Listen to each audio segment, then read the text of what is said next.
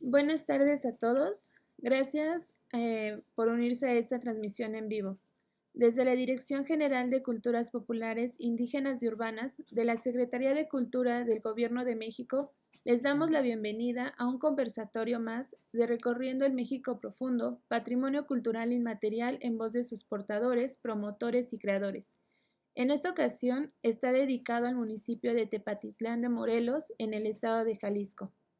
En esta sesión nos acompaña la intérprete de música tradicional Nancy Socorro Hernández Aceves y el artesano textil Óscar Armando Vázquez Lomelí. Para moderar la charla nos acompaña el jefe de Oficina de Arte Popular de la DGCPU, José Javier Ramírez Flores. Por ahora le cedo la palabra a la jefa de Arte Popular de la Dirección General de Culturas Populares, Amparo de Jesús Rincón. Y muchísimas gracias y muy buenas tardes a todos los que nos están mirando.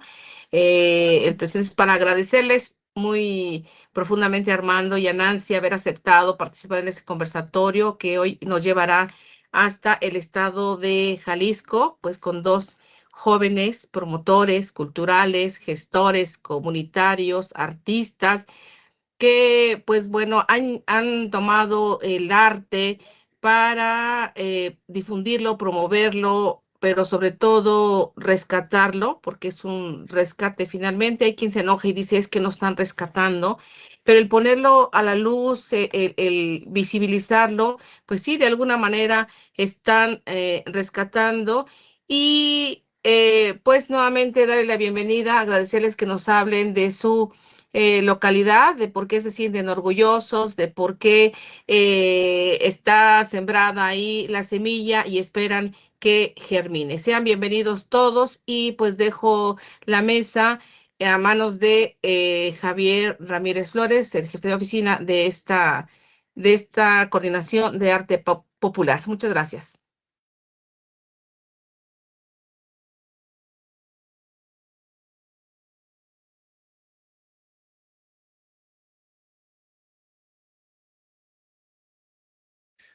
Muy buenas tardes a todos. Muchas gracias por conectarse a esta edición de Recorriendo el México Profundo.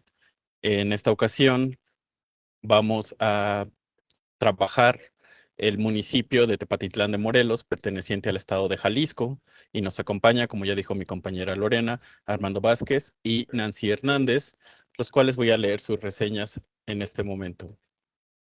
Óscar Armando Vázquez Lomelí ha dedicado su vida al rescate de las técnicas ancestrales de tejido y teñido en la región de los Altos de Jalisco, utilizando hilos y tintes naturales como el añil silvestre, la grana cochinilla, las agallas de roble y palo de tinta, buscan rescatar prácticas en peligro de desaparecer.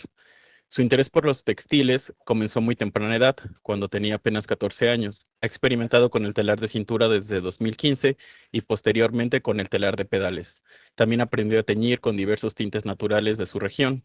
Uno de los aspectos más destacados de su trayectoria es el rescate de los tintes naturales, un conocimiento que había sido transmitido oralmente por generaciones. Explorando su propio estilo, busca innovar en las tradiciones y así logró hacer en el telar la iconografía tradicional de su familia, aunque esta había sido por 5 generaciones hecha solo en bordados.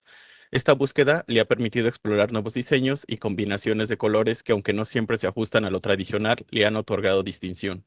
Uno de sus proyectos más significativos ha sido el rescate de la cobija prieta, un tipo de manta tejida que, de acuerdo con el creador, estuvo en desuso desde la década de 1980. Este esfuerzo le valió ser beneficiario del programa de apoyos a las culturas municipales y comunitarias BACMIC con su proyecto Rescate de la cobija prieta. También ha participado en diversos foros y en ferias artesanales en distintos lugares del país. Nancy Socorro Hernández Aceves es licenciada en Psicología por la Universidad de Guadalajara. Ha desarrollado una sólida trayectoria como música tradicional y gestora cultural. Desde hace más de una década forma parte del mariachi tradicional Los Tecuexes, agrupación de la cual actualmente es directora. Su trabajo se ha enfocado en la recuperación, la interpretación y difusión del repertorio característico de la región de los Altos de Jalisco, atendiendo a los géneros y estilos que conforman la sonoridad particular de esta zona. Parte esencial de su labor consiste en interpretar dicho repertorio en fiestas comunitarias y celebraciones cotidianas, impulsando su vigencia como práctica cultural viva. Además, ha compartido esta experiencia en espacios académicos y culturales como la Fonoteca Nacional, la Fonoteca de Lina, la Universidad Nacional Autónoma de México y la Academia de Danza Mexicana de Limba, participando como ponente en foros especializados en música tradicional y patrimonio intangible. Su enfoque interdisciplinario articula la práctica musical, el trabajo de campo y la pedagogía, reconociendo el valor patrimonial de la música tradicional como medio de fortalecimiento comunitario. Bueno, pues empezamos esta charla con Armando, quien nos va a dar un poco el contexto de su municipio, de Tepatitlán, y aterrizarnos un poco en su tradición. Armando, por favor. Hola, hola, muchas gracias. Pues hoy vamos a hablar de Tepatitlán de Morelos, Jalisco. Tepatitlán en un inicio fue población de la etnia tecuexe. En 1530, con la llegada de Nuño Beltrán de Guzmán, mandó a Almíndez Chirinos a conquistar estos territorios. Y aquí la zona, según platican los cronistas, no se puso en rebelión, o sea, recibieron bien a los conquistadores y por los mismos se les dio un fundo legal de, creo que fueron 80 varas salomónicas a la redonda de la cruz atrial de aquí de Tepatitlán, a los indígenas, pues. Ellos estaban asentados principalmente en lo que ahorita conocemos como el Cerrito de la Cruz y en el Cerro de Moctezuma, que es otro cerro que está, pues es como un montículo que está al norte de Tepatitlán. Tepa es un municipio, aunque la región se llama Altos de Jalisco, en realidad no estamos a tanta altura del nivel del mar. Estamos a 1800 metros sobre el nivel del mar. Es clima templado, tenemos bosques de encino, roble, y lo cruza un río que se llama Tepatitlán, el río Tepatitlán. Eh, Según se dice, los tecuexes habitaron en esa zona, lo que fue el río, ahí tenían sus huertas y todo. Los cronistas dicen que según eso se extinguieron, pero pues la realidad es que como todo el país, pues hubo mestizaje.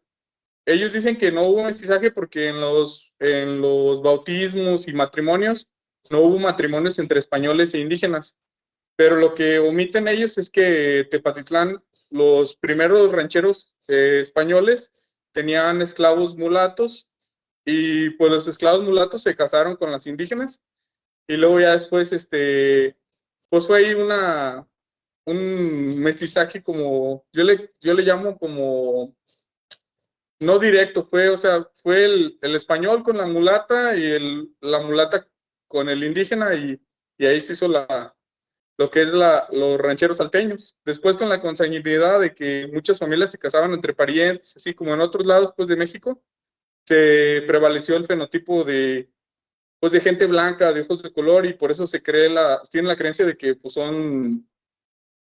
los cronistas llaman que supuestamente que el lunar blanco en el cuerpo moreno de México, pero pues no debería de ser así, eso ya son creencias de antes, ¿verdad? Y ya pero Tepa es un municipio bonito, de gente muy trabajadora. Tenemos las empresas que producen ahorita no sé qué porcentaje, pero producen mucho el huevo, carne de puerco, hay muchas ladrilleras, y pues hay mucha gente de trabajo aquí y muchos empresarios que generan empleos en otras partes del país. Y en cuestión de tradiciones, pues tenemos el Señor de la Misericordia. Cada año se celebra en abril. Y tenemos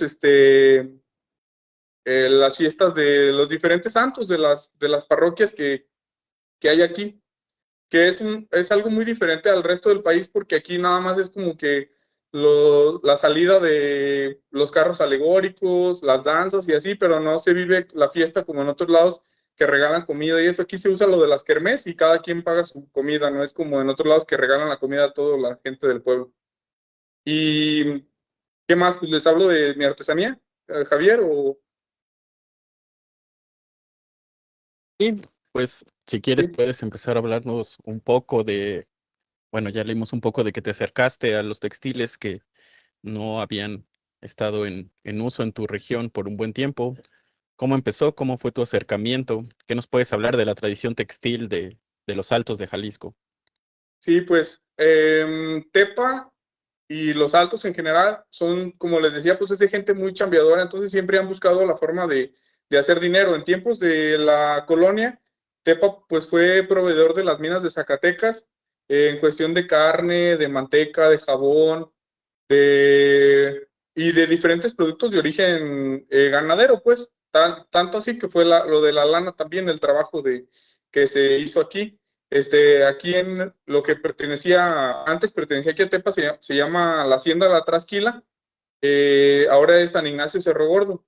Ahí, pues, toda esa zona, es que Tepa está rodeado por cerros. Está el Cerro Gordo, que es el cerro más grande, está el Cerro del Maguey, Cerro de Picachos, y luego para el otro lado Cerro del Carnicero, Cerro del Pandillo, Cerro del Huilote, Cerro Pelón y Cerro de la Campana. O sea, todo esto está así alrededor, está alrededor de cerros.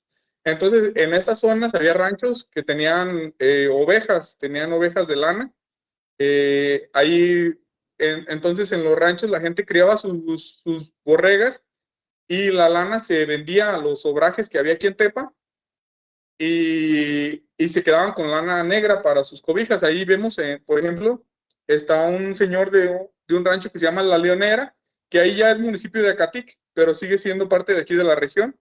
Es una familia, la foto se tomó en 1946, esa foto nos la proporcionó la investigadora Ana Rosa González de Acatic, Jalisco. Y ahí se ve cómo es la vestimenta de aquí, de la gente de ranchera de aquí, de Los Altos. Sus guaraches cromados, su cobija prieta terciada, y en el hombre pues trae su pantalones de pechera, aunque no se vea, pero se nota que son pantalones de pechera porque no trae calzón de manta. Entonces, era la forma que se vestían, y lo que pasaba aquí, pues que, como les digo, la lana la vendían a los obrajeros, y ya los obrajeros aquí la procesaban. El barrio de los obrajeros estaba pegado al río Tepatitlán, porque pues para procesar la lana se necesita el agua para lavarla. Entonces, estaba ahorita por la calle que se llama Donato Guerra y Ramón Corona, y era la zona donde hasta los años 80 hubo gente que trabajó la lana. Se trabajaba en telar de pedal, aunque también dicen que antes de la guerra cristera se tejía rebozo de algodón en telar de cintura, pero eso pues ya no, ya está difícil de comprobar porque pues no hay documentos ni nada, solamente está como en habladas. Ahí lo que vemos es un jefe cristero, creo que le decían Primitivo Hernández, y era de la zona de Arandas, Jalisco. Esa foto es del Museo Cristero que está en Sauce de Cajigal, ese municipio de Arandas, Jalisco, y el Primitivo Hernández trae una cobija listada. Sabemos que se llaman cobijas listadas porque don Chema Covarrubias de Arandas es un músico tradicional y nos platicó que así se llamaba ese tipo de cobijas. Eran cobijas de lana gris y todas las cenefas eran de lana pues blanca y café. Entonces, así fue como fue saliendo información, o sea, preguntando a personas mayores que todos se acordaban de los procesos y de los colores, o que tenían piezas viejitas. No sé si le puede recordar tantito para que vean una pieza que perteneció a don León Barajas, la que sigue, creo que sí. Ese es otro jefe, bueno, él se apellidaba Padilla, era de aquí de Tepatitlán, y trae también su cobija. Así era como se usaba, era el abrigo de los rancheros. Le puedes seguir a la que sigue para que vean ahí está otra vez la familia de allá de la Leonera, pero aquí ya traen dos cobijas y el muchachillo trae sus pantalones de pechera. Por eso luego cuando vamos con los tecuexes que vamos a tocar a los encuentros del mariachi, luego nos dicen que nos vestimos como menonitas, pero no es que seamos así, es que así se vestía la gente de aquí antes. La que sigue, ahí está. Esta es una cobija que perteneció a don León Barajas. Esa cobija fue la que dio pie a todo esto, porque yo daba clases de alfarería tradicional aquí en la Casa del Artesano, y hice fotos en la Casa del Artesano, y una de las alumnas, la maestra Lupita Barajas, ella me dijo que salió el tema de las cobijas, y me dijo que su papá la había mandado a hacer con don Camilo Franco aquí en Tepa. Yo pensaba que el trabajo del telar aquí no había existido. Yo pensaba que se mandaban a hacer a otros lados. Y ya ella me dijo que no, que don Camilo Franco le había hecho esa cobija a su papá. Me llevó la cobija y ya la vimos. Y esa cobija tenía, las franjas estaban teñidas con palo de Brasil y con nogal. Y la cenefita, la maestra Lupita nos dijo que era que le decían espigas al dibujo. Y está tejido en 2 lienzos. Eso se tejía en 2 lienzos, ¿por qué razón? Porque los peines de los tejedores de aquí de Tepa no eran de metal, eran de otate. Entonces no los podían hacer muy largos, porque si los hacían largos se tronaban. Entonces tenía que ser lienzos lo más ancho de 60 centímetros. Por eso la cobija tenía 1,20 de ancho por 2,10 metros de largo. Así es el tamaño tradicional. Ya viendo otras piezas que me han prestado, por ejemplo, la maestra se apellida González, creo que es Marina, no me acuerdo cómo se llama. Ahorita me voy a acordar. Ella me prestó otra cobija y es la misma medida y la misma hechura. O sea, son 2 lienzos y unidos a la mitad. Y eso fue lo que es lo de la cobija prieta. Ya investigando más, los hijos de Loreto Gutiérrez, que era el padre de Jaime Gutiérrez, en paz descanse, él me platicó que su tío Juan Manuel Gutiérrez era un hombre que nunca se casó, era soltero, vivía por la calle Moctezuma, enfrente del templo de San José. Él se dedicó toda su vida a criar palomos y gallos miniatura, y también a hacer cobijas y gabanes de lana. Y ya ellos me platicaron que hacían gabanes con greca. La diferencia de lo de aquí de Tepa a lo de, por ejemplo, de Tlaxcala o de otros estados, que aquí en Tepa no se les hacía diamante en el centro a las cobijas. De hecho, esas cobijas, como están tejidas en 2 lienzos, si querían un gabán, nomás le cortaban lo de la bocamanga, o sea, lo del cuello, y así se lo ponían. De hecho, es un dicho tradicional que dicen que cualquier cobija con bocamanga es gabán. Entonces, es como decir que cualquiera, ¿verdad? Como si traes dinero, pues con cualquiera puede, ¿verdad?, hacer las cosas. Así lo mismo con las cobijas, que cualquier cobija le abres un boquete en el centro, lo puedes hacer gabán. Pero aquí era porque estaba tejido en 2 lienzos, entonces si le descosías la costura, valga la redundancia, se podía hacer el gabán. Entonces así las usaban. De hecho, el abuelito de Nancy tiene una historia de que en un baile le robaron una cobija, ¿no, Nancy? No sé si nos la puedas platicar al ratito, pero sí, era muy usada por la gente de más antes de que llegaran los norteños, los braceros con sus chamarritas y con con sus cosas nice del norte. Lo que se usaba era la cobija. De hecho, aquí hay una foto que ya después, aquí se ve un ranchero, pues una persona que fue al mandado a Tepa, trae su saca, así se le llama a esta bolsa que trae, su sombrero de zaguayo, de palma, y su chamarra de huesitos. Pero esto ya fue posterior a que empezaron a llegar del norte, se usó ese tipo de chamarras de huesitos como una forma de copiar a los que llegaban de Estados Unidos con sus chaquetas así, pues ya más elegantes, ¿no? Es atrás de la parroquia por la calle Córdoba. Pero sí, fue parte de la indumentaria tradicional por muchos años, hasta que pues hubo un cambio, pues como decían, en la vestimenta, y aparte pues llegaron las cobijas de los tigres de allá de San Marcos, de Aguascalientes, y la gente en las casas las dejó de usar porque decían que picaban, que la lana picaba. Y pues el proceso de la lana es, primero se lava, luego se escarmena, se carda, se hila, ya hilada se lava bien y ya se tiñe. Yo lo del tinte natural lo tomé un taller con el maestro Raúl Pontón allá en Deguedó, en el Estado de México. Él me dio un taller de lo básico, y en base a ese taller, cuando escuché las pláticas de las personas mayores como don Francisco Leos, de aquí de Capilla de Milpillas, me di cuenta de que aquí también se utilizaban los tintes naturales. Don Francisco Leos nos platicó, por ejemplo, del teñido con huizache, del teñido con cáscara de cebolla, del teñido con palo, aquí le decimos palo dulce, en otros lados le llaman palo azul, también nos platicó don Francisco Leos del amasijo de orín, que así le decían al añil, con la forma que usaban para teñir el añil. También la maestra,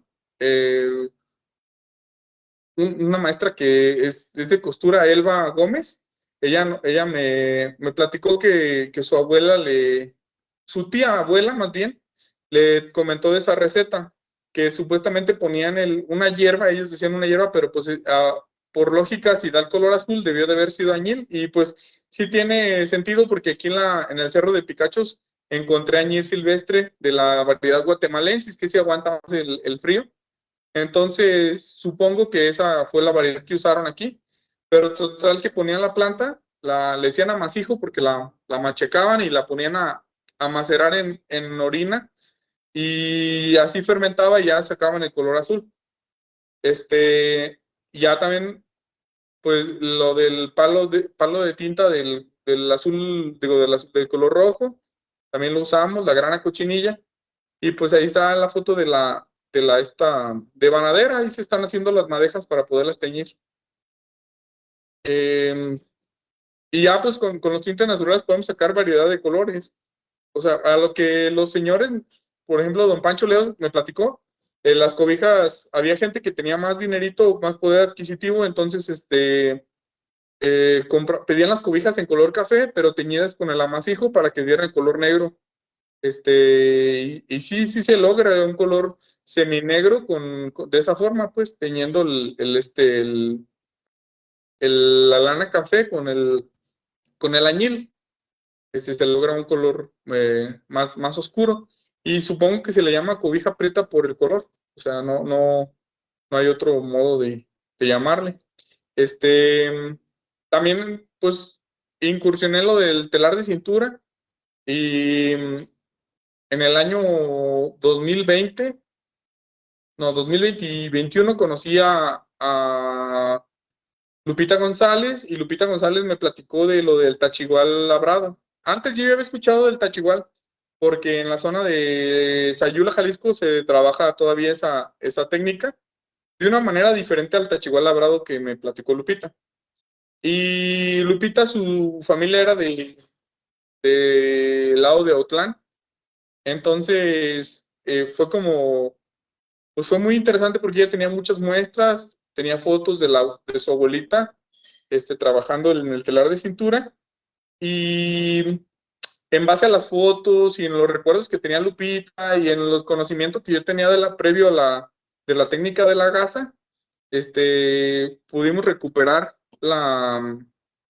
retomamos pues el conocimiento de su familia de Lupita, que es la técnica del tachigual labrado. Ahí en la foto vemos lo que viene siendo la greca de ganchos, o la greca escalonada, que le llaman en muchos lados.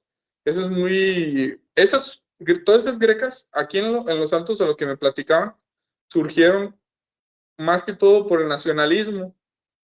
Con el nacionalismo que vino después de la revolución, quisieron mucha gente como que apropiarse de los símbolos que había en las pirámides y así. Entonces, por eso muchos charros y muchos rancheros querían vestirse con grecas. Lo mismo, los fajos piteados tienen mucha greca por lo mismo. Pero son grecas que pues son comunes en todos lados. El que diga que ellos los inventó, que nomás ellos las hacen, eso no les creo, porque en todos lados las he visto esas grecas. La greca escalonada es muy común aquí en México, y es como un símbolo pues muy nacional. En la foto que sigue ahí vemos, ese es pues quise hacer ahí eso es innovación mía, de que quise como hacer una degradación con los colores del fuego, cuando prendes una llamarada, se ve el color de la lumbre así, cuando se ve azulita con amarillo, y por eso metí esa combinación. Ahí también lo hice para meter los tintes naturales. Ahí tiene añil, tiene Santa María, que es una hierba que se da aquí en los potreros, que allá ustedes le dicen pericón. También tiene el rojo del palo de Brasil. Pero sí, ahí hacemos ahí experimentillos también, no creen que nomás hacemos lo tradicional, hacemos ahí de todo. Ese es el tachigual labrado. Esa es la técnica que gracias a Lupita González logramos recuperar. Y por la iconografía, lo que ella me platicó, ella todavía se acuerda de los dibujos de su abuelita, cómo los llamaba. Ahí tiene mosquitas, son los de más abajo, se llaman mosquitas. Luego la que es como un zigzag se llama culebrilla. Y ya las mosquitas se pueden abrir más para hacerlos como piñas. Y ya yo hice unas ahí que también tenía un vestido de su abuelita, tenía ese dibujito, ella no me supo decir, yo les puse flores o súchiles porque es literal, es como una florecita. Ese fue un rebozo que le tejí a la Virgen de los Campesinos aquí en Tepa. Y esa es una muestra de otra técnica que se llama doble tela balanceada. Esa no es propia de aquí de la región. Bueno, por lo menos no he encontrado muestras. Sí he encontrado muestras para el lado de Totatiche. Totatiche es otro municipio que está ya para la zona norte de Jalisco, que ya colinda con la región wixárika. Entonces, posiblemente tengan ahí una influencia de los wixárikas. Esa técnica, pues no es tan de aquí, pero la iconografía sí. Los dibujos son muestras de punto de cruz de mi tatarabuela. Ella se llamaba Longina Cortés Cortés y ella trabajaba al punto de cruz, y en un muestrario que encontramos de ella, pues tenía esos ramitos, tenía venaditos, ardillitas, y fue lo que quise como representar yo ahí en esa muestra. Hacer como una adaptación del punto de cruz al doble tela balanceado. Ahí este es un rebozo de algodón, es tejido de 4 pedales. Hay unos compañeros en Arandas, Jalisco, que tejen así, y igual pues aquí en Tepa también en el telar de pedal se puede hacer eso, y está teñido por mí con el añil con la receta pues que retomamos de aquí de la región pues. Esa es la misma de la llama del fuego, pero con los colores de la lana natural. Es una también, si se fijaron en la cobija de Don León Barajas, en la cobija antigua, es la misma forma de la espiguita, nada más ahí le metieron muchos colores para que se viera más llamativo. Pero sí, se pueden hacer muchas muestras, y ahí está la muestra de que aquí le decían clavelitos o flores, en otros lados le llaman flor de manita. Esa muestra estaba en una cobija de las que tejió don Casimiro Martínez de la Donato Guerra. Él tejió esa muestra y de ahí la retomamos, pero también es muy común, tanto en el zarape Saltillo como en los zarapes de Tlaxcala, también se teje esa flor y él le llama flor de manita. Aquí le dicen como clavelitos, o también en Jocotepec le llaman flor de ciprés. Ese es también lo de la doble tela. Ahí es un morral con el que gané el concurso estatal en el año 2021.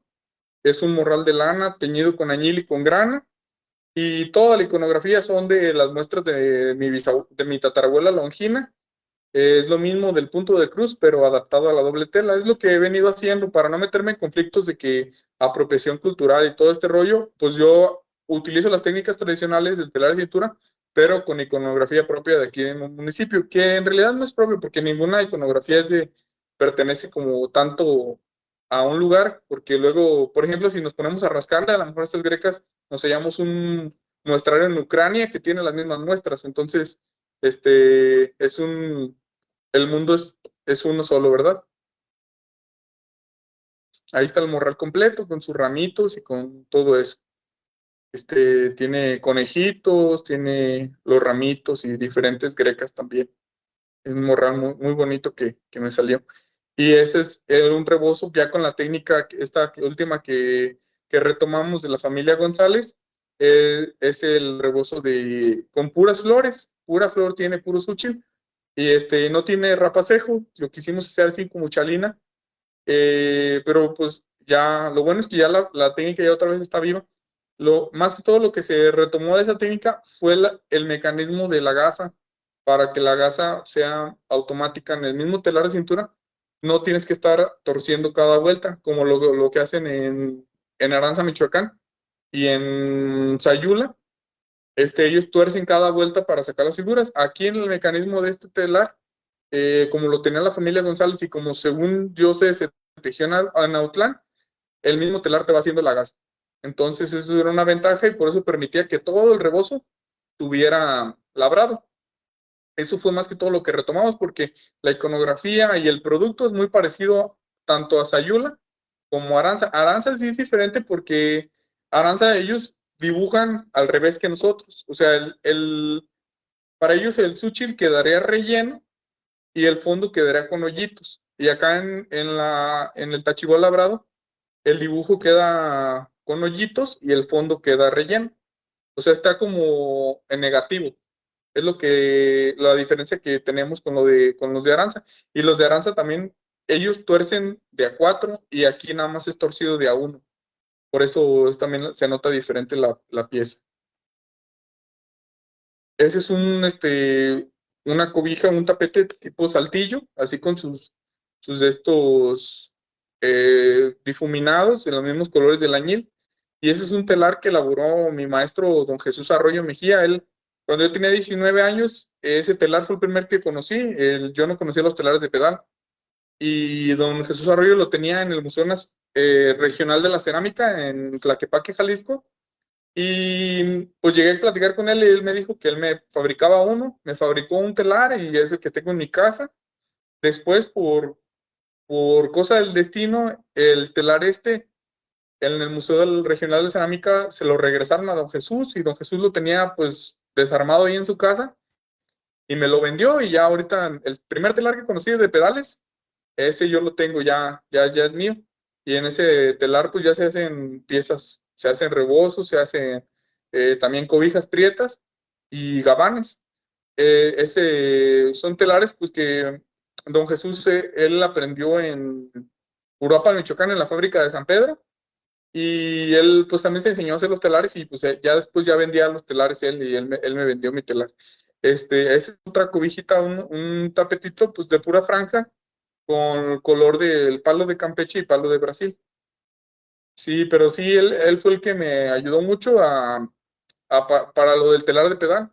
O sea, porque yo no tenía idea de cómo funcionaba un telar, qué piezas llevaba, los nombres de las piezas y todo. Entonces sí, él me enseñó todo eso que sé, en paz descanse, don Chuy. Y ese es un gabán con la greca de la T, que también es bien común aquí en México. Lo único que tenemos de diferente, les digo, aquí en Los Altos, es que hacerle la bocamanga aparte, o sea, no lleva, si se fijan, generalmente los gabanes, los de Tlaxcala y todo eso, llevan aquí un diamante, le llaman, y aquí no tiene diamante, tiene nada más estas lucecitas, le decimos aquí, y tiene su bocamanga hecha con un bies nada más. Aquí se le llama cobija por el grosor que lleva. Hace poquito me alegaban que no, que era un gabán, pero digo, no, el gabán aquí es de una lana más delgada y lleva su diamante. La cobija pues es así gruesa y pues se hacían así los rancheros, la cortaban y era el formo que la usaban. Pues salía más barato comprar una cobija que comprar un gabán. Muchas gracias, Armando. Tenemos aquí algunos saludos de quien nos están siguiendo en la transmisión en vivo. Alejandro dice saludos desde el Centro Cultural Mecoacán AC en Paraíso, Tabasco. Y también tenemos una pregunta de Sebastián Guzmán y dice, ¿cuánta gente se ha interesado en continuar con la tradición de los textiles?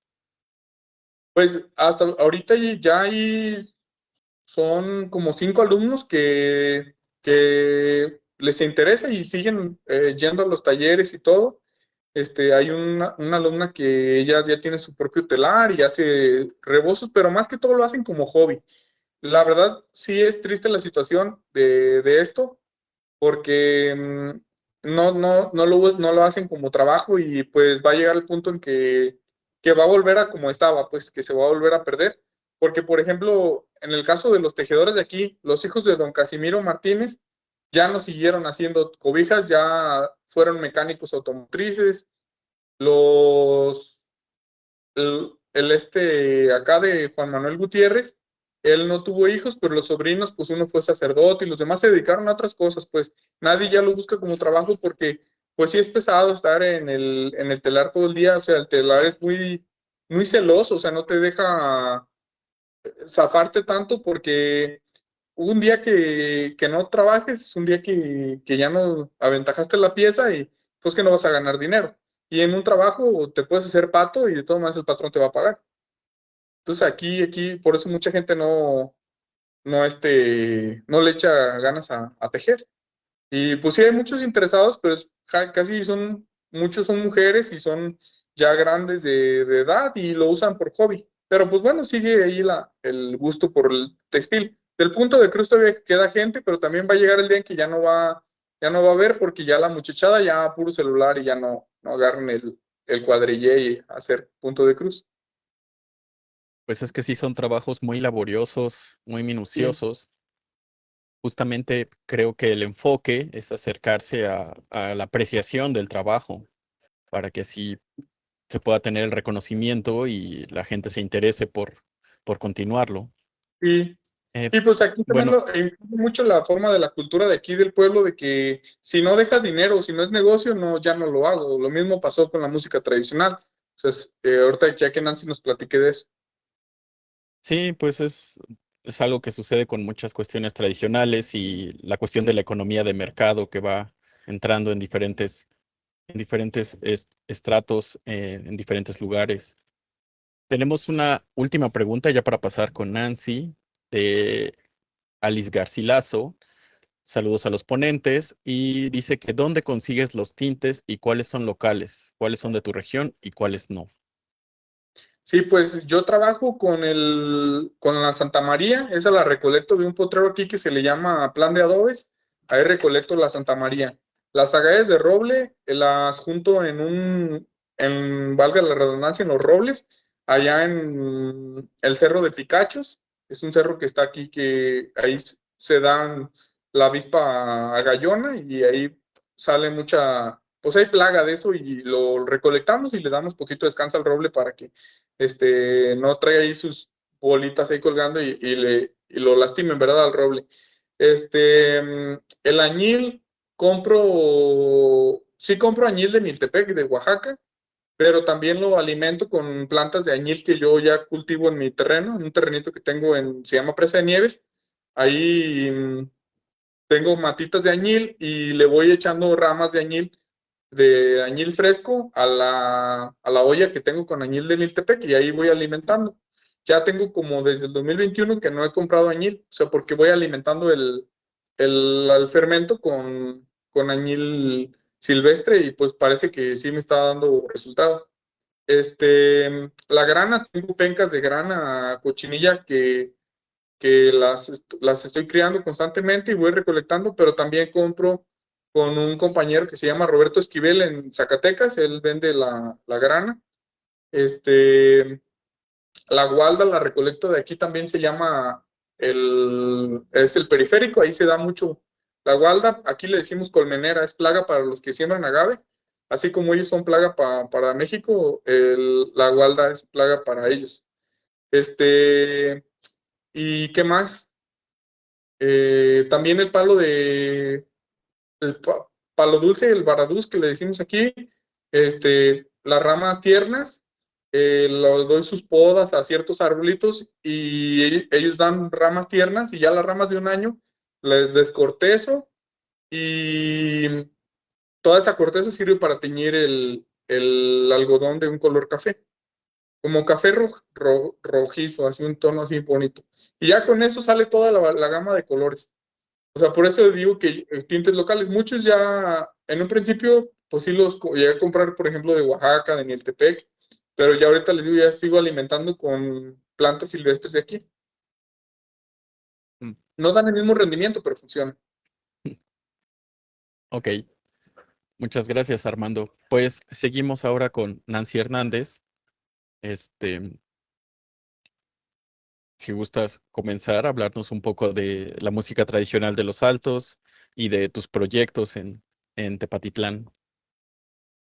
Sí, pues bueno, antes de continuar con la música tradicional, voy a platicar la anécdota de la cobija prieta para que no se nos olvide.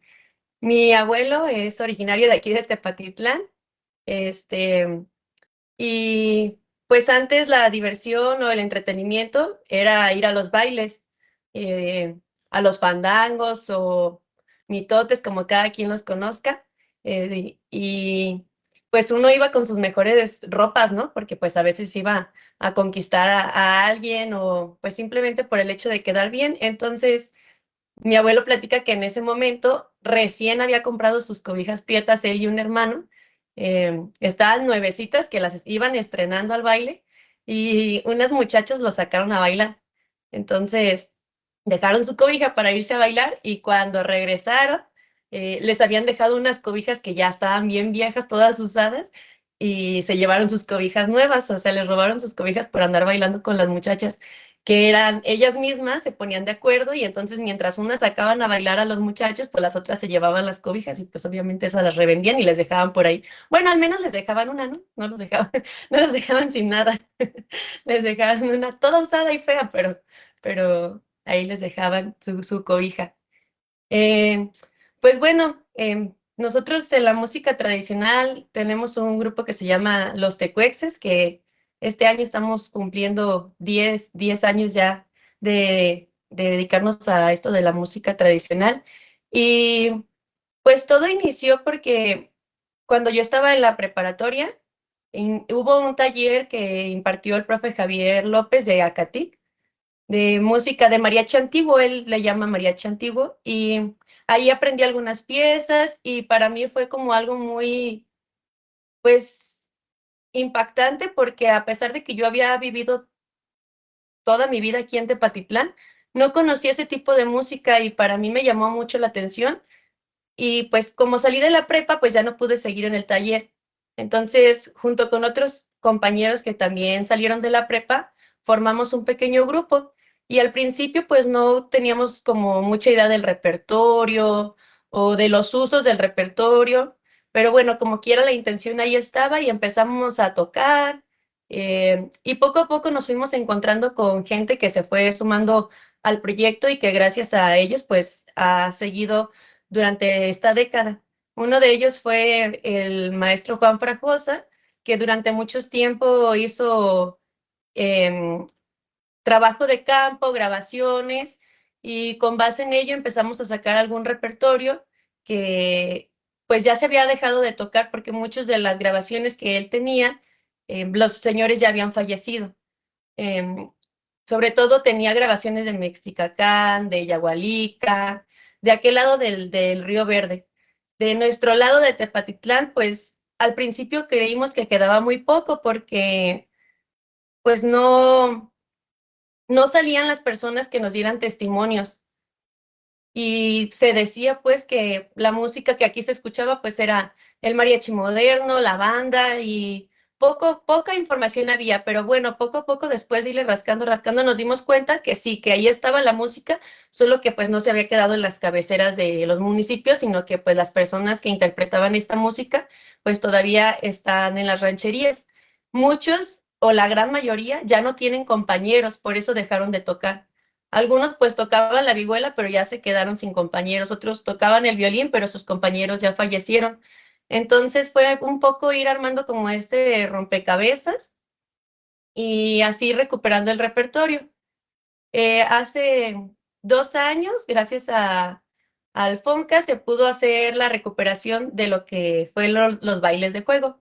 Ya habíamos trabajado mucho otros géneros como los jarabes, los sones, las canciones, las polcas, pero de los bailes de juego, pues realmente no había un registro y solamente había muy poca información. Eh, Hicimos entrevistas igual por toda la región, a don Chema Covarrubias, que es de Jesús María, a don Jesús Pérez, que es de aquí de Tepatitlán, y a la maestra Ana Rosa, a la maestra Elba, que es de aquí de Tepa, la otra maestra es de Acatic, y con base en ello fuimos reuniendo el repertorio de los bailes de juego. Los bailes de juego se les dice así porque a diferencia de otros géneros, estos tienen una coreografía específica. O sea, se tienen reglas que tienes que seguir, vaya, para poder jugar. Y no necesariamente son dedicados o están pensados para niños. Sin embargo, pues nosotros con el afán de conectar, pues las generaciones decidimos hacer un manual donde las maestras, los maestros que trabajan en las escuelas, pues pudieran tener este repertorio a la mano y pudieran trabajarlo como una actividad pedagógica.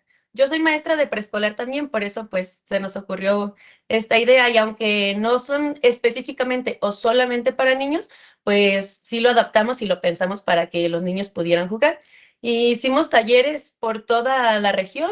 Gracias a este apoyo estuvimos en varias escuelas de toda la región, y pues el material está ahí disponible en YouTube por si quieren buscarlo o les interesa. Se llama Música Pachicampianos, bailes de juego de los Altos de Jalisco. Ahí pueden encontrar la música y los ejemplos de los bailes de juego, o sea, la música como tal, y hay videos de cómo se bailan. El ballet de Yagualica nos ayudó para poder hacer la grabación con los niños. La verdad es que fue divertidísimo, es uno de los proyectos más padres en los que he estado, porque no parecía trabajo, en realidad pues nos divertíamos un montón con los chiquillos. La mayoría de estos bailes de juego nos los dio don Chema Covarrubias. Ese señor ha sido como oro puro para nosotros porque nos ha dado información de absolutamente todo, tanto de los textiles, de la música, de diferentes tradiciones. Y pues él es de Jesús María, Jalisco, y todavía vamos a visitarlo muy seguido cada que podemos para poder seguir con este conocimiento que él tiene.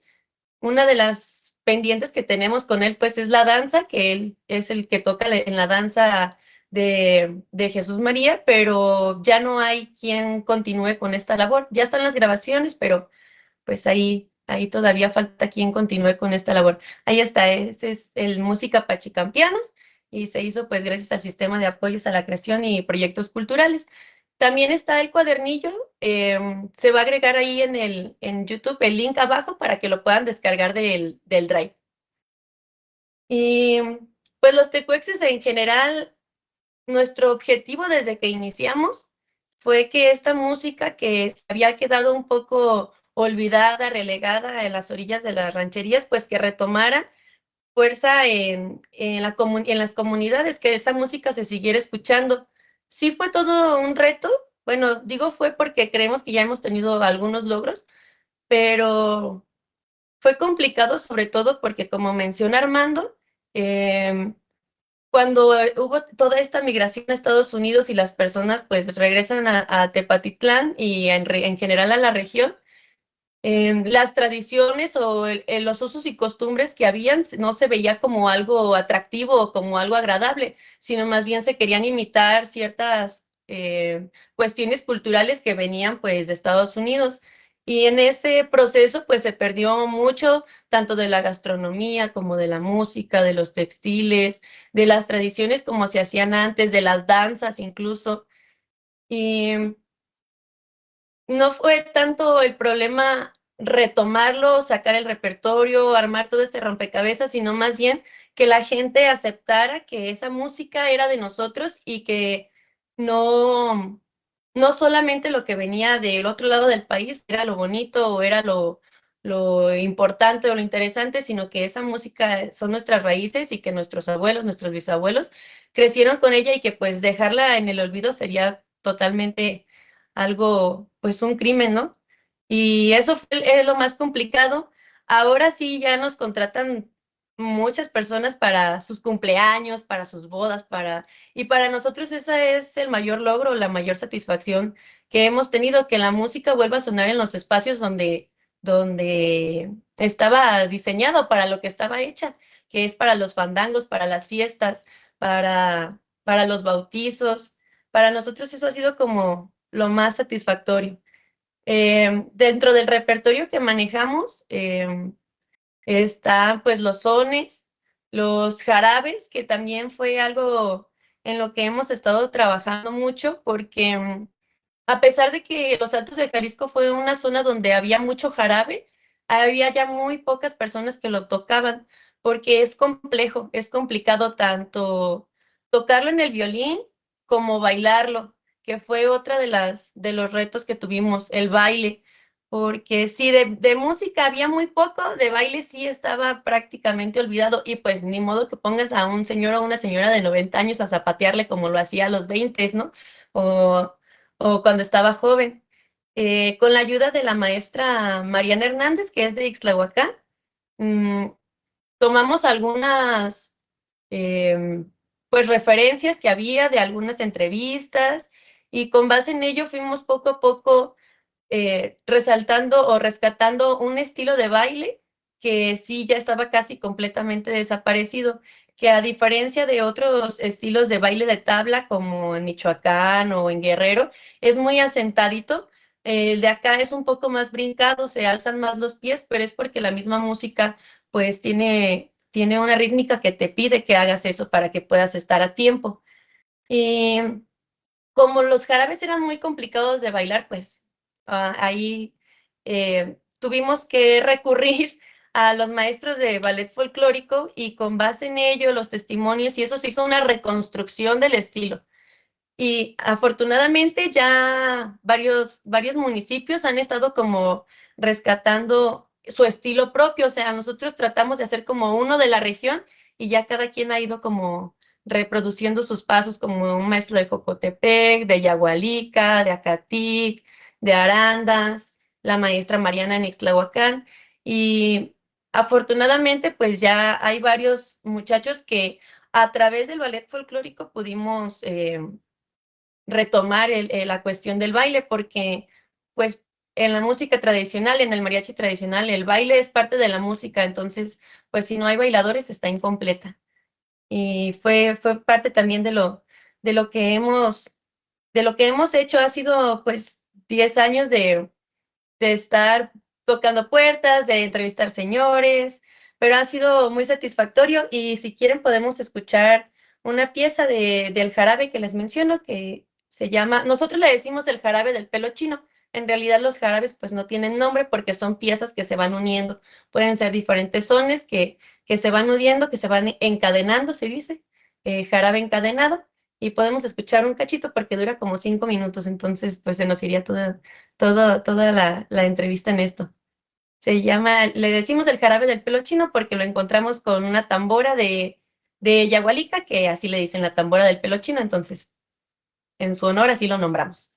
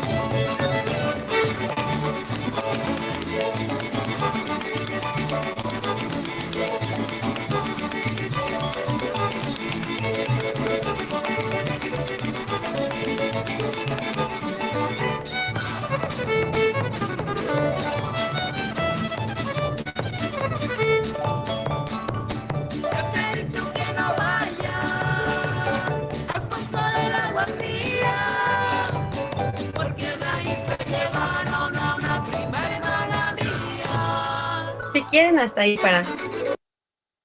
Bueno, esa es como una parte del jarabe, son 3 partes así. Es la música, una parte que se le dice diana, y el verso.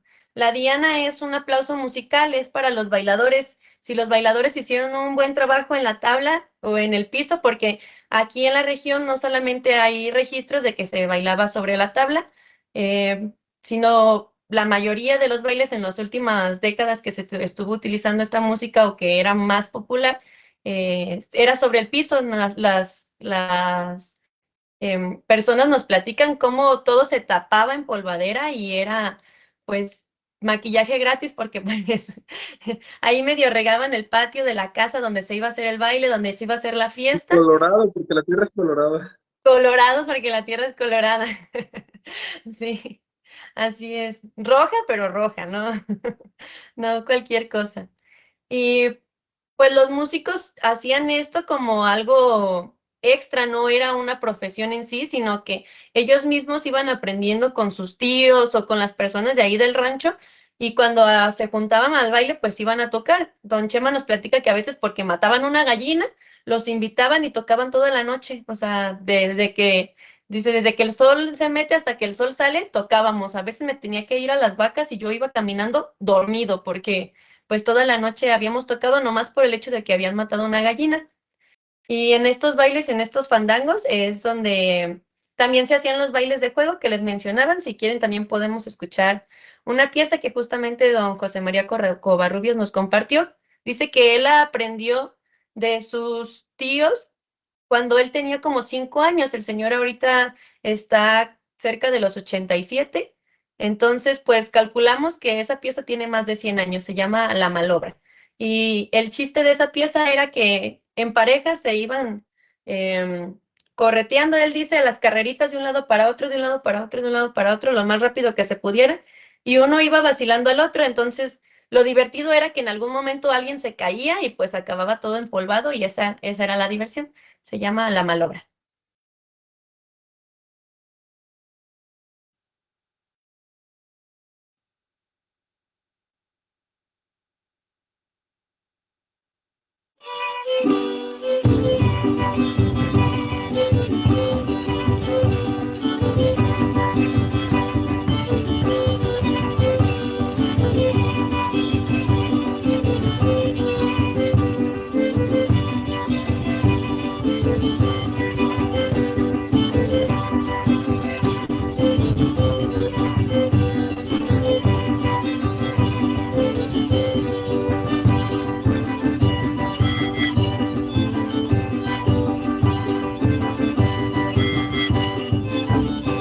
Esta es la dicha malobra que a los muertos resucita, salen de la sepultura moviendo la cabecita, salen de la sepultura moviendo la cabecita.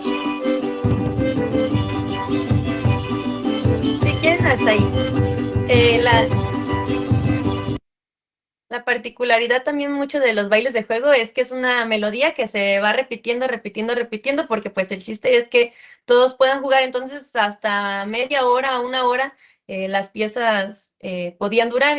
Por ejemplo, de los panaderos es otro ejemplo que hasta una hora hay registros de que se tocaba la misma pieza porque pues era un juego y todos querían participar.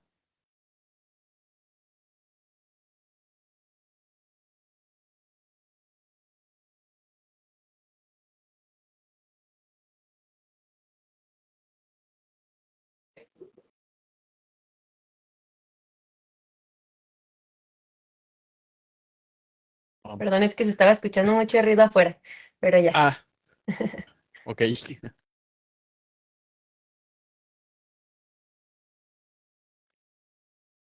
Y pues ya nuevo reto, nuestra nueva preocupación es que haya más personas que se acerquen a la música y pues que se siga reproduciendo. Entonces, estamos con la intención de que se va a abrir un taller en la preparatoria de aquí de nuestro municipio para que pues más jóvenes puedan seguir aprendiendo y ojalá que sigan estando interesados y la música pues siga su transcurso durante muchos años más, durante muchas décadas más. Muchas gracias. Muchas gracias por esta explicación. Em, en general, ¿cuál sería esta característica de esta música de mariachi? ¿Cuáles son los instrumentos? más o menos en qué época se transformó en lo que, pues, como esa diferenciación con el mariachi que todos conocen en el país. Y, y bueno, sí, eso sería algo interesante que pudieras comentarnos. Pues la instrumentación del mariachi de aquí de la región es sobre todo violines.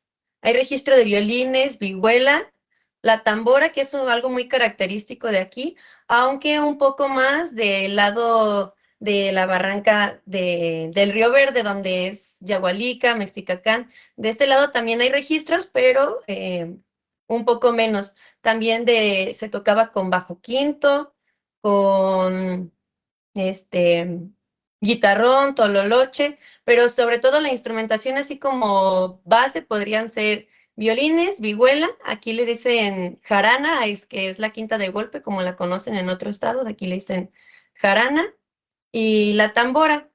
El repertorio que se, que se utiliza, pues son los sones, los jarabes, los minuetes para los santos y los niños difuntos, y las canciones rancheras también.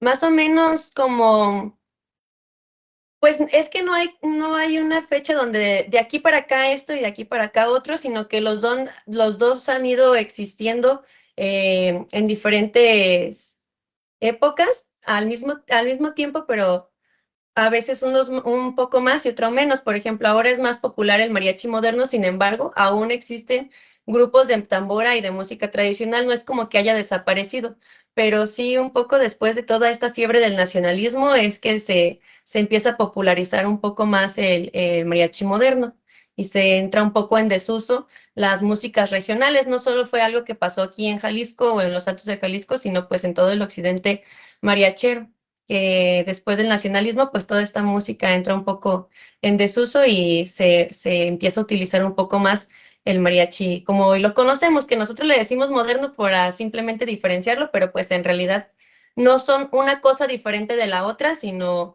hay muchos rasgos del mariachi tradicional en el mariachi moderno y viceversa. Ahora el mariachi tradicional también se nutrió de mucho del mariachi moderno. Dentro de esta revitalización que se le está dando especialmente con las infancias, ¿cuál es el objetivo? ¿Qué hacen en esos talleres? ¿Es para la música? ¿Cómo son?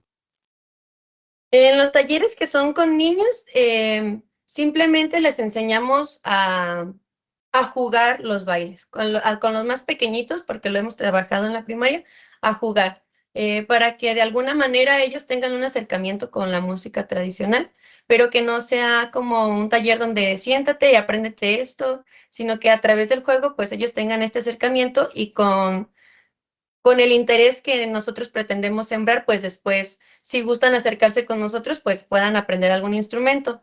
En la preparatoria, sí, la intención ya es formar músicos de mariachi. Interesante. En esta revitalización del baile, que decías que ya se está como recuperando, ¿no? Un poco del recuerdo, un poco la investigación. ¿Eso cómo se da? ¿Cómo se está revitalizando esa parte?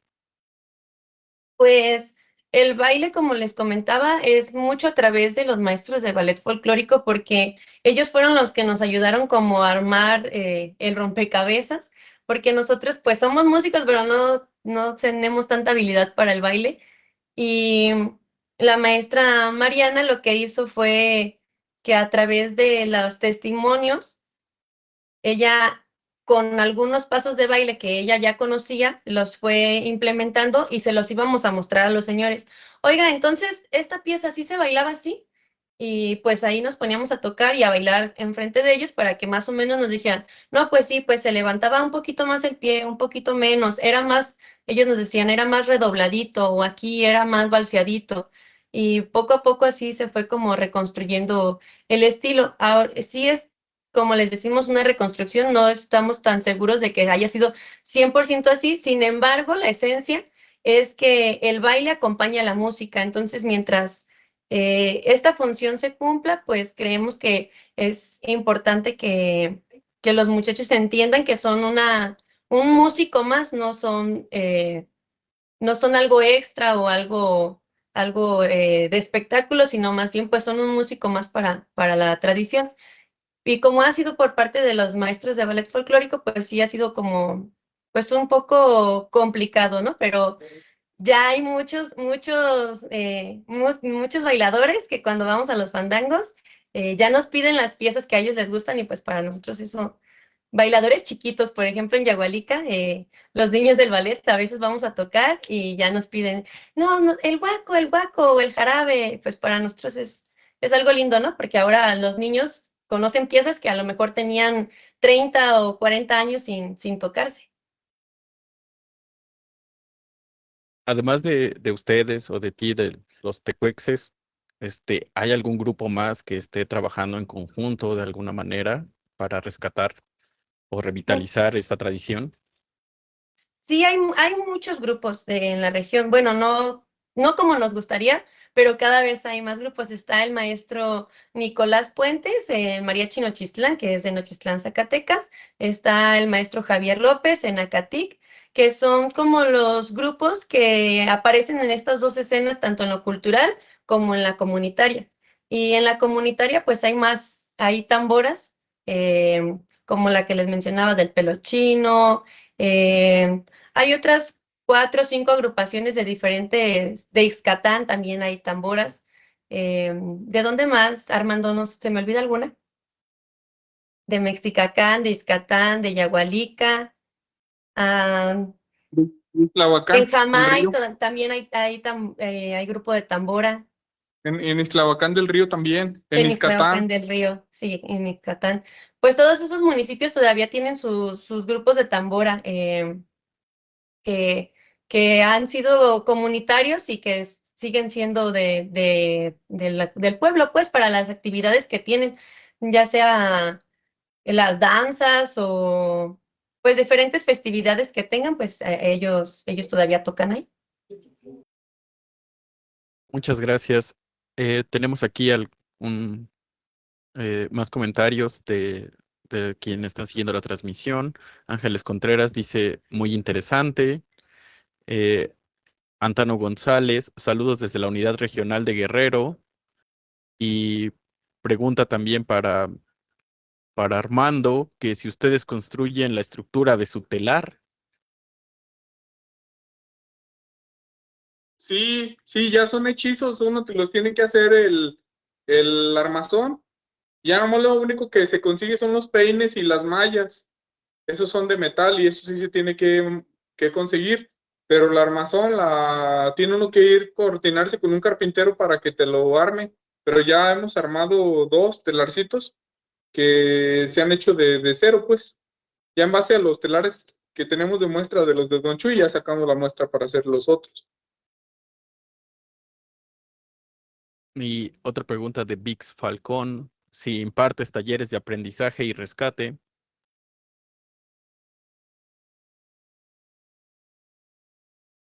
Para mí, Armando o yo. Y para Armando, sí, que si impartes sí, talleres de aprendizaje. damos talleres, sí, pues de rescate no, porque eso lo dejamos a los de protección civil, pero de Revitalización. retomar el oficio, sí, pero es que luego me regañan los críticos del textil, me regañan si digo rescate. Entonces, mejor revitalización, retomar la tradición y así mejor. Sí, pero sí damos talleres, sí. Sí, de hecho, podemos dejar al final en los comentarios las ligas para escuchar la música y también de las redes sociales de Armando, que a veces publica lo de sus talleres. Y Alejandra Hernández dice, Armando nos habló de la Virgen de los Pobres. ¿Cuándo se festeja y por qué se llama así? Si nos puede contar en qué consiste. Gracias. A ver, ¿qué ando haciendo? Se llama de los campesinos, es la Virgen de los Campesinos, es una virgen que se celebra en octubre aquí en Tepatitlán, y se le llama así porque la familia que la tenía, pues la sacaron un año porque no llovía, la sacaron a su barbecho y llovió y ya le dejaron de la Virgen de los Campesinos. Y la tradición es que en los ranchos todo el año la traen peregrina y le le rezan, para, pues sí, como para las cosechas y todo eso. Pero su fiesta mera es la primera semana de octubre. Mm, Muchas gracias. Una pregunta para ambos.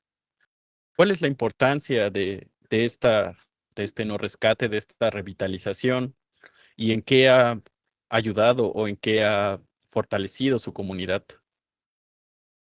¿Quién quiera empezar? Nancy.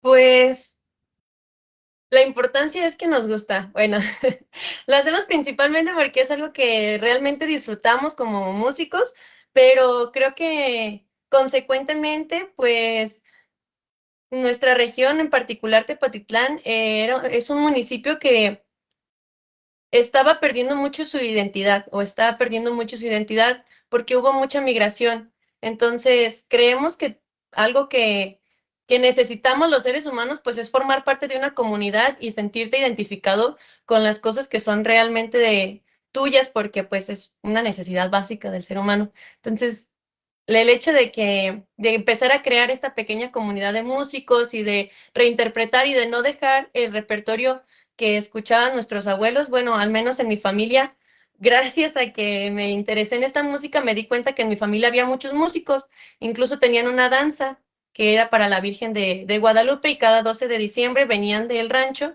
y bailaban esa danza ahí en el santuario de la Virgen.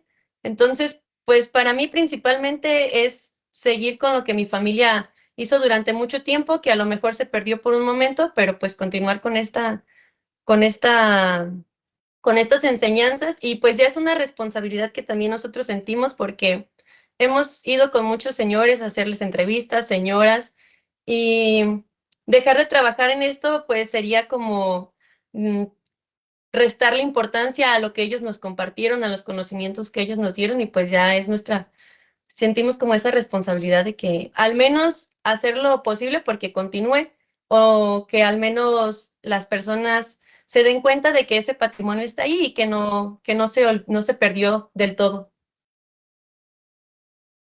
Sí, Pues, mencionas algo muy importante, que es que te guste para empezar. Necesitas quererlo y creo que también eso es importante, hacer que la gente disfrute de ello. Así es como se llega a apreciar el trabajo. Armando. pues yo en mi caso es que no somos únicos y diferentes. No, también esto que dice Nancy, y aparte de que es importante de que todas esas cosas se sigan viviendo aquí en la región, porque para crear una identidad, ¿no? Para formar parte de una identidad como alteños, de que no irnos por cosas de otros lados y que a veces son hasta malas pues para la región porque fomentan antivalores, drogadicción y muchas cosas que no están bien en nuestra región y la tradición de nosotros pues de cierta manera es más sana, es más tranquila, es más del gusto de la gente, o sea, y el hecho de tener una identidad propia, pues eso ayuda también a que las juventudes no anden buscando cosas en otros lados y que se porten bien, pues también eso es importante en esa cuestión. Y también el hecho de los oficios, pues te ayuda, bueno, en mi caso, pues de lo de la artesanía, el hecho de tener un oficio te ayuda a que no caigas pues ni en depresión, porque tu terapeuta es el telar y los hilos y ahí te pones a trabajarle, que no es una garantía, pero sí te aliviana mucho el tejer y como decía en un principio de payasada, pues sí, el ser diferente es importante también porque te empodera, te da felicidad el crear un producto y luego que ese producto lo veas. Por ejemplo, yo en meses pasados hice gabanes para los de la danza de Chayacates en Tuspan y ahora veo las fotos y los músicos con su gabán y pues le da uno gusto, ¿no? Y eso te da más ganas de seguir adelante y de seguir trabajando en pie de la región y en pie de uno también. Y si otra gente se aprende a eso, pues también ellos supongo que se van a sentir bien. Por eso es importante que sigan vivas las tradiciones, para seguir con nuestra identidad nacional y propia también de cada pueblo. Muy, muy buenas palabras. Eh, hace rato mencionabas, bueno, que los académicos te regañaban cuando usabas ciertas palabras. Eh, bueno, ciertamente tú, digamos, emprendiste solo o retomaste esa tradición de textil de tu familia, pero bueno, ¿cómo haces tú la investigación? Cómo te acercas a ello? Cuál es el método o qué has hecho en esas investigaciones? Pues no tanto los académicos, es raza que nomás ahí andan buscando de dónde agarrarse para fregarlo a uno. Pero bueno, ese es otro tema. Lo que me refiero, más que todo de que en la cuestión del retomar la tradición de aquí, pues la forma que lo hice fue primero de chismoso, nos vemos, tío, primero de chismoso de que pues andar viendo los lugares y investigando también como de que, ay, oye, ¿y aquí qué hacían o así? Y luego también el platicar con la gente más grande, eso me ayudó mucho a retomar pues sí, el oficio pues de obrajero. Me ayudó mucho el platicar con la gente que se acordaba, con el, el visitar a personas mayores. En un principio lo hice por gusto. Después conocí al maestro Juan Frajosa y él lo estuve acompañando en entrevistas. Después, aquí mismo en el ayuntamiento de Tepatitlán se presentó la oportunidad con un proyecto que se llamaba Comunidad de Raíces y fuera de ir a entrevistar a los señores mayores, ir a los ranchos. Como decía Nancy, de la música, también lo del oficio se conservó mucho en las rancherías, en las zonas más así como más alejaditas de aquí del pueblo, porque aunque decimos pueblo, sí ya es un territorio algo grande, entonces en lugares más apartados, por ejemplo en el rancho de la Bolsa, ahí había una familia de apellido Orozco que ellos todavía tenían hasta las tijeras, creo que ahí mandé una foto de las tijeras para trasquilar los borregos, tenían las cobijas antiguas que habían mandado a hacer sus abuelos, y así la gente luego conserva ciertos detalles y es como uno va investigando, ¿no? Oye, ¿y esa cobija quién la hizo? Oye, ¿y esas tijeras de quién eran? Oye, ¿y en qué tiempo trasquilaban los borregos? No, pues que lo trasquilaban en junio, porque ese tiempo la aceitilla está tiernita y no tiene tanta espina y no las cobijas no quedan rasposas. Y así, o sea, se va uno dando. Y luego ya después, ya cuando ya, por ejemplo, yo cuando ya empecé a dar clases en la Casa del Artesano, ya que tenía el telar ahí armado, llegaba gente y la misma gente sola te decían, que yo conocía, por ejemplo, lo del dato de Casimiro Martínez, el obrajero que vivía por la Donato Guerra, ese salió porque una señora llegó ahí al taller y vio el telar y me dijo, mi vecino tejía. Y dije, ¿dónde vivía usted? No, pues aquí en Tepa. ¿En qué calle? No, pues está al lado. Y ya así van saliendo la hebra, pues es nomás buscarle el hilito y va saliendo la hebra de las investigaciones. Pero así lo mismo con la música tradicional, así ha sido. También a mí me ha tocado ir a acompañarlos a los tecuexes a diferentes lados y así va saliendo. O mismo que cuando están tocando los tecuexes, se arrima gente y dice, no, que mi abuelito bailaba tal pieza y cómo decía tal pieza. Y ya va uno rascándole y salen las canciones. Sí, ha sido como un trabajo en equipo, la verdad, o sea, porque a veces uno va a platicar con un señor o simplemente se te acercan a platicar y no solo salen datos de la música, salen datos de los textiles, salen datos del baile y pues ahí nos andamos compartiendo información y afortunadamente pues ha habido ya más personas interesadas no solo de Tepa, sino de otros municipios y pues ya se ha hecho ahí como que una red donde nos hemos compartido datos y poco a poco hemos encontrado más y más cosas. O cronistas o investigadores de otros municipios luego se hallan en los archivos históricos, se hallan documentos que en tal baile se mataron y que estaban bailando la loba del mal o así, es un decir. Y ahí está registrado en letra, pues entonces ya uno dice, desde entonces se bailaba la loba del mal. Es un ejemplo, por ejemplo, no quiere decir que sí esté cierto ese documento. Sí. Pero sí, y por ejemplo, otro dato de lo del telar, también me lo dio su abuelito de Nancy, de que sus tías en el Cerro del Maguey, ellas tejían ixtle, lo hilaban y lo tejían en telar de cintura para hacer las lonas para las carretas. A las carretas se les ponía una lona de ixtle para que no se saliera el frijol, para cosechar el frijol. Entonces ese dato me lo pasaron su abuelito de Nancy y era del telar de cintura, que yo pensaba que aquí no se había tejido telar de cintura, y pues sí se siguió, hasta hace muy poco se siguió trabajando. pero más que todo en el Ixtli. También en la barranca en Mezcala, don Jesúsón, que le dicen Jesús Velázquez, él me platicó que había gente que se dedicaba la barranca, pues, a colectar una planta que aquí le dicen isote, que es una gabacia, no es el mismo isote de Zompahuacán, es otro tipo de isote, y que lo trabajaban y hacían también costales en el telar de cintura. Entonces sí, van saliendo los datitos en un lugar y en otro, y se va armando un rompecabezas, como decía Nancy hace rato. Pero sí, así es esto. Es muy empírico, no tenemos que metodologías antropológicas, esas cosas no. Sí, Aquí no, hacemos todo pues en realidad a la todo lo brava. hacemos por el gusto, porque pues ninguno somos ni etnomusicólogos, ni historiadores, ni antropólogos, ni nada de eso, simplemente pues es algo que nos ha gustado, y pues por el simple gusto y por el hecho de seguirlo haciendo es que hemos seguido trabajando. ¿Estará bien, no estará bien? Pues ya alguien más juzgará, pero eso es lo que hemos hecho. Sí, justamente, no es una cuestión de una metodología académica, pero parte del gusto, de la identidad, del rescate o de revitalización. Eh, Nos viene una pregunta de Sebastián Guzmán que dice, ¿qué significa la palabra tecuexes? ¿Qué lengua es? Los tecuexes, si quieres yo y luego tú.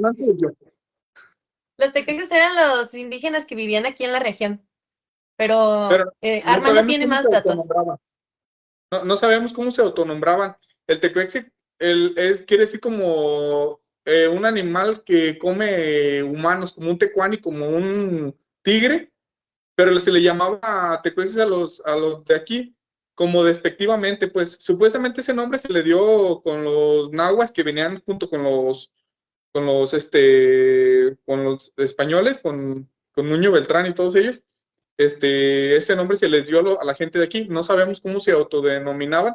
Muchos cronistas dicen que hablaban una variante, que el tecuexe era una variante del náhuatl, que era parecido pues al náhuatl, que era de la yuto-azteca, de una lengua yuto-azteca, pero también hay documentos históricos. Por ejemplo, el historiador Manuel Alviso, él encontró un documento en que a una mujer tecuexe de Santa Fe la raptaron los chichimecas de acá de Ojuelos, y ella se crió con los chichimecas. Entonces hablaba chichimeca, español, tecuexe, y después la encontraron en Lagos de Moreno, y uno de los criados de un hacendado de allá hablaba purépecha, y le habló en náhuatl, le habló, no, creo que le habló en náhuatl y no le entendió, y ella le habló, él le contestó en tecuexe, y se entendió con el purépecha. Entonces, ahí como que, bueno, ahí dije una cantinfleada, pero la idea es que el tecuexe era pudo haber sido pariente del purépecha, y no es una idea tan descabellada, porque estamos yo creo que como a 2 horas de Michoacán. O sea, la frontera pasando a Totonilco, y eso ya es Michoacán. Sí, Entonces, realmente, tenemos influencia todavía de Michoacán aquí en platillos, en palabras. Por ejemplo, aquí está una barranca que se llama Támara, que en purépecha Taraman es como una hoja que está flotando en el agua. Entonces, también hay muchas palabras pues de purépecha aquí. Por ejemplo, aquí a los guajolotes no les decimos guajolote, les decimos cócono. coconuts. Y creo que la palabra cócono viene también del purépecha. Entonces, sí, puede que la lengua que hablaban los tecuexes era más parecida al purépecha que al náhuatl, y el nombre tecuexes se les dio como despectivo, no era el que, como ellos se autonombraban. Como salvajes, digamos, ¿no? Sí. Ajá, sí. De hecho, aquí está Tototlán, que en su tiempo se llamaba Coinan. Coinan es su palabra purépecha. Zapotlanejo se llamaba Cuinácuaro. O sea, entonces hay muchas posibilidades de que el idioma fuera más parecido al purépecha que al náhuatl, o una mezcla de ambos, ¿no? No sabemos. Tenemos que una máquina del tiempo, no sé si alguien la puede hacer. Solamente.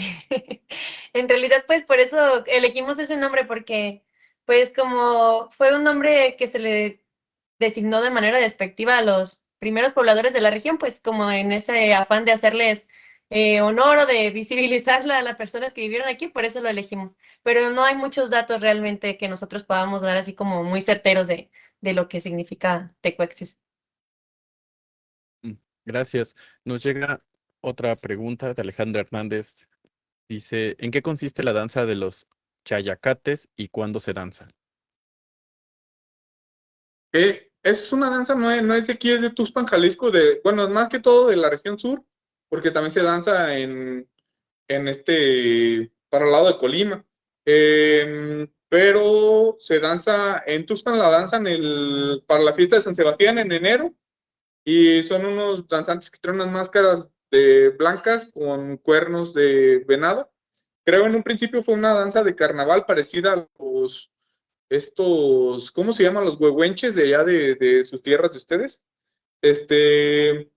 Pero ahorita ya se llama chayacat.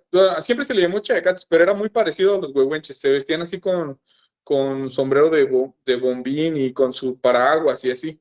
Entonces sí es una danza de aquel lado. Aquí no se danza eso, aquí se danzaba pues la danza de la palma, que son como tipo danzas de conquista. Nancy también sabe lo de los sones y eso. Sí, pues la danza era pues del rancho de allá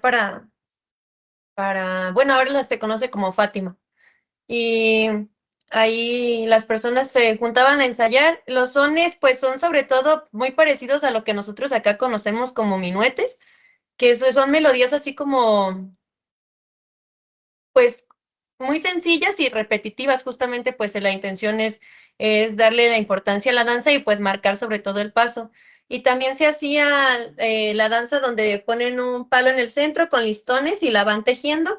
Esa danza también es de aquí de Tepatitlán, aunque ahorita ya no se interpreta.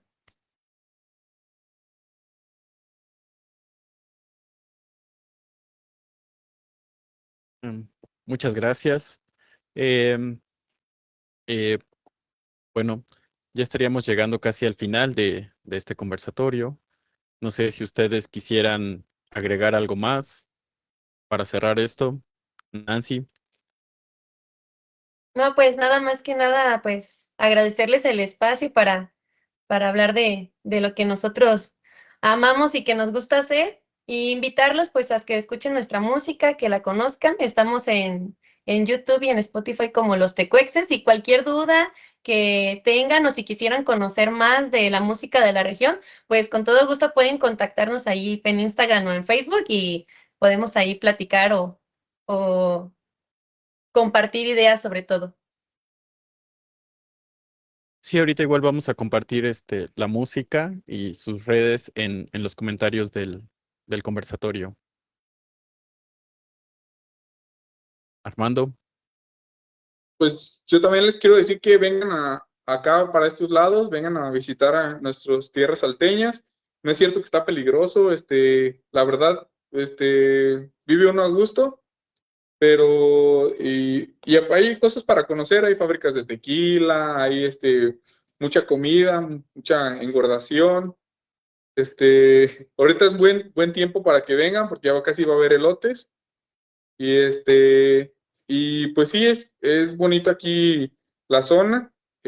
A pesar de lo que se dice, pues sí,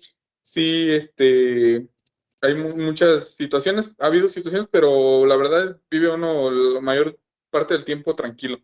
Y pueden venir y para que vean diferentes formas de vivir. O sea, es un lugar muy diferente al resto de México, porque es pues otro clima, es la vegetación y todo es bonito pues también.